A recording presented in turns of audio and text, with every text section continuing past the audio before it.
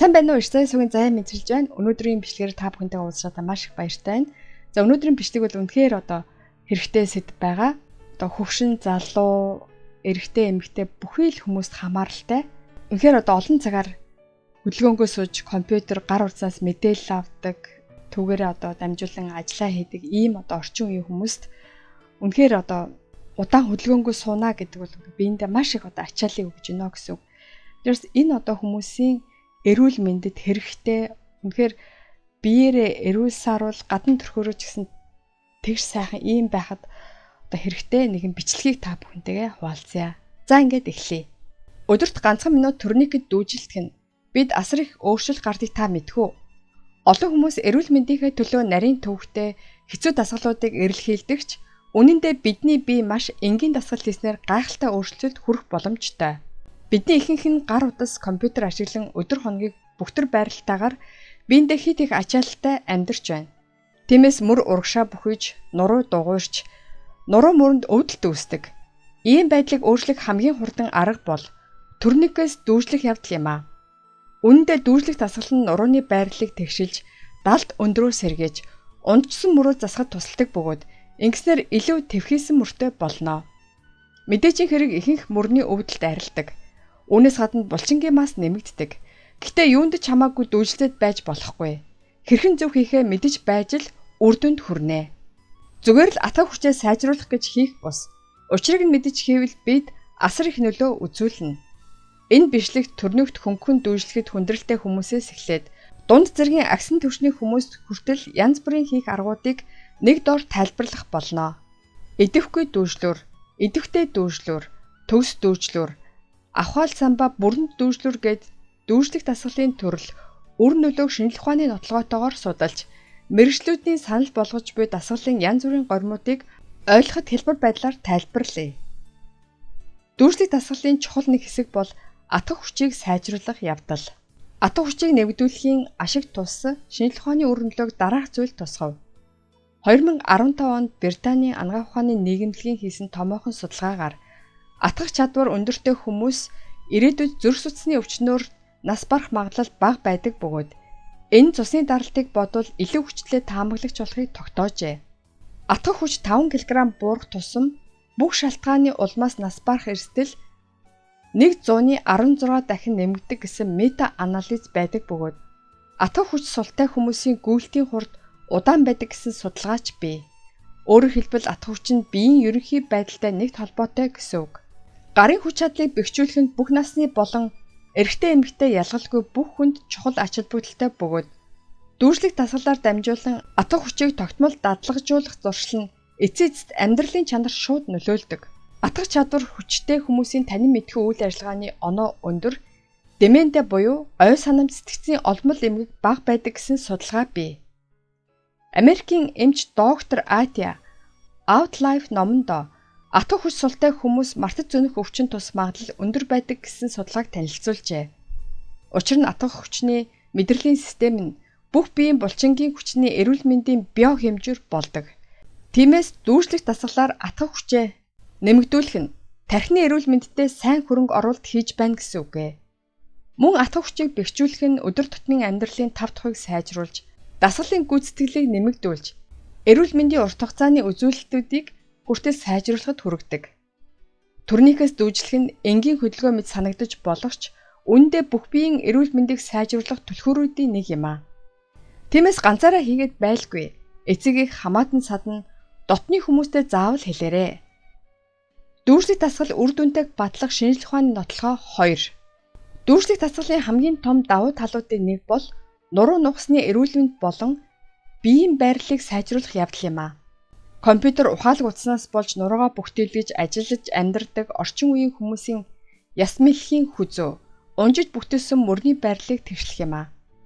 Турникээс дүүжлэх үед бүхтэр нуруу унжсан мөрөнд тэнэж улмаар цээж нурууны хөдөлгөөнийг сайжруулахад туслана. Өдөрт ганцхан минут дүүжлэх дасгал хийхэд бүхийсэн нурууны уян хатан байдал сайжирч, нуруу цэг шулуун болох өөрчлөлтийг мэдэрдэг гэсэн судалгаа байдаг. Үнэн хэрэгтээ нэгэн хиропрактикийн судалгаагаар энгийн дүүжлэх дасгал хийж мөрний хонхорхой нурууны булчинг сунгах үед Бүгдээс нь нураг засах сонголтын нөлөө үзүүлдэг болохыг тогтоожээ. Хөдөлгөөнгүй удаан суусан амьдралын хэм маягаас үүдэлтэй нурууны өвдөлт, хурцтмал байдал нь дүүжлүүгээр дамжуулан эдгэрэх боломжтой тул байрлалаа засч өвдөлтөө намдаахан нэг сумаар хоёр туулай буудаж байгаатай адил юм. Дүүжлэх нь хавирганы хоорондох зайг үүсгэж, торыг өргөжүүлж, гүнзгий амьсгалах боломжийг олгодог. Биеийн буруу байрлалаас болж цээж, агшиж, бүрэн амьсгалж чадахгүй болсон байдаг.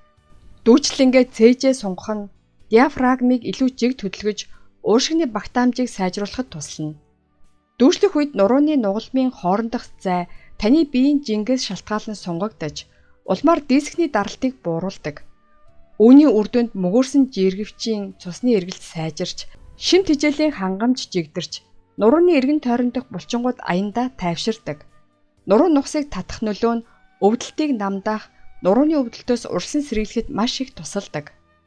Нэмж дуртахад дүүжлүүр нь өөрийгөө сунгах эмчилгээний нэг хэлбэр бөгөөд дискний асуудалтай эсвэл архаг нурууны өвдөлттэй хүмүүст сайн байдаг. Иймээс дүүжлэх нь өдөр тутмын амьдралд муу байрлалаас үүдэлтэй архаг өвдөлтөөс сэргийлдэг. Гэвч хүнд хэлбэрийн сколиоз эсвэл нуруу нухсны тодорхой өвчнөдтэй бол мэрэгчлэнтэй зөвлөлдөж зохих хүрээнд хийх хэрэгтэй. Жишээлбэл нэг судалгаагаар сколиозтой өвчин биеийн хэсэгчлсэн хагас дүүжлэх хөдөлгөөн хийх үед нухсны эргэлтийн үнцэг төр зур нэмэгддэг тул онцгой тохиолдол болгоомжтой байх хэрэгтэй гэж мэдэгджээ. Дүүжлэх нь үр дүнтэй болохыг нотлох шинжлэх ухааны нотлохоо 3. Дүүжлэх дасгал нь мөрний эрүүл мэндэд онцгой сайн дасгал болж олонний анхаарлын төвд байна. Гараа толгооноосоо дээш өргөн дүүжлэх хөдөлгөөн нь аяндаа мөрний үеийг нээж бэхжүүлэх нөлөөтэй. Мөр өвддөг олон хүмүүс дээш таталт хийх боломжгүй байсан ч зүгээр л зүүгтхийг зөвлөж байна.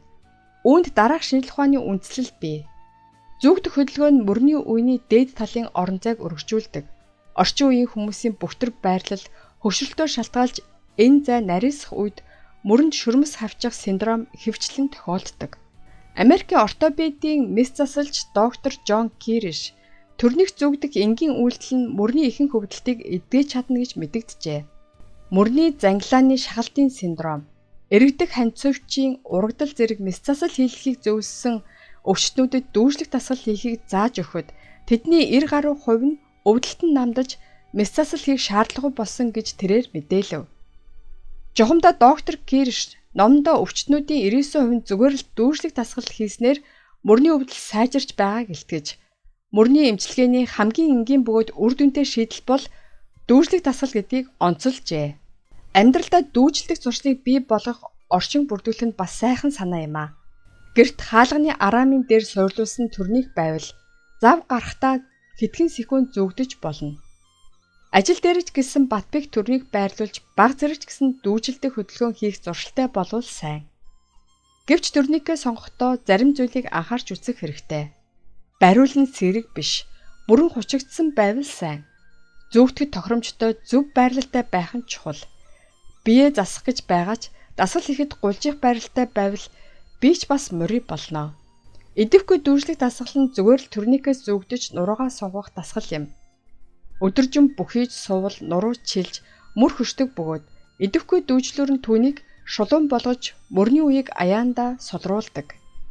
Үүнийг нухсны суналтын нөлөө гэж нэрлэж болно.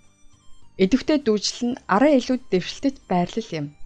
Энэ бол энгийн дүүжилсэн байдалд байхдаа зөвхөн мөрөө доош хөдөлгөн буцааж байранд нь авчрах хөдөлгөөн юм а. Энэ нь нурууны булчинг бэхжүүлж, ялангуяа бидний хэрэглэдэггүй доод трапецийн булчинг бэхжүүлж, улмаар мөрийг тогтворжуулдаг. Төгс дүүжлүүр нь бүх элементүүдийг нэг дор гүйцэтгэдэг дүүжлүүр бөгөөд дуусгах хэлбэр юм а. Төгс дүүжлүүр хийхин тулд төрнөх зөвгдөж, мөрний үеийг аргашин нэргүүлж, цээжийг өргөж, нурууг сунгах хэрэгтэй. Төвхтэй мэд санагдаж болохч энэ байрлал нь бүхтэр байрлалаас болж хөшөж буй мөрний булчин үе мөчний бүх сул талыг засдаг. Энэ нь нурууны булчин бэхжүүлэх, мөрний хөдөлгөөн, тогтворжилт, биеийн байрлалыг засах нөлөөг дээд зэргээр хангасан хөдөлгөөн гэж хэлж болно. Энгийнээр хэлбэл идэвхгүй дүүжилт нь биеийг солруулж чилээ гаргадаг дасгал, идэвхтэй нь биеийг сэргээх дасгал. Төгс нь бүх биеийг хүчрхэгжүүлдэг дасгал гэж ойлгож болно. Эдгээр 3 хөдөлгөөнийг алхамаар дадлагжуулбал мөрийг эрүүл байлгах, амьдралынхаа туршид зөв байрлалыг хадгалахад ихээхэн тус болно. Хун дүүжлүүр гэдэг нь идэвхүй зүгтээс эхлээд идэвхтэй дүүжлүүр төгс дүүжлүүр хүртэл яваад дахин ухрах бүх үйл явцыг хэлнэ. Дэлхийд алдартай дүүжлэх дасгалууд.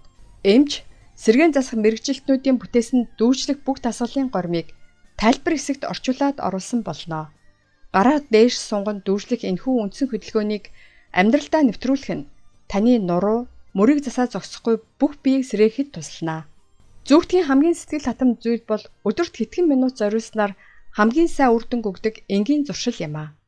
Энэ бичлэгийг үзэж байгаа хүн бүр яг одоо гэртээ эсвэл ойролцоох цэцэрлэг түрээлэнгийн турникээс дүүжлээд үзээрэй. Эхэндээ 10 секунд чихэд хэцүү байж болох ч хэд хоногийн дараа 30 секунд 1 минут хийж чадах өөрийгөө олох болно. Эдгээр жижиг сорилтууд хуримтлагдаж бүхийсэн нуруу цэх болж унтсан мөрх твхийж бие тань эрүүл болохыг мэдрээд үзээрэй. За ингээд дуслаа. Энэ бичлэг танд таалагдсан бол хайртай дотны гэр бүл, найз нөхөд сонсоосоо гэж хүссэн бүхий л хүмүүстээ түгээгээрэй. Баярлалаа. Та цаг хугацаанд нь амьдралдаа хэрэгтэй бас сонирхолтой мэдээлэл хүлээн авъя гэвэл subscribe-ийг дарж миний YouTube сувагт бүртгүүлнэ үү. Мөн лайк дараад хэрэгтэй хүнд нь шеэр хийж цааш түгээнэ үү. Баярлалаа.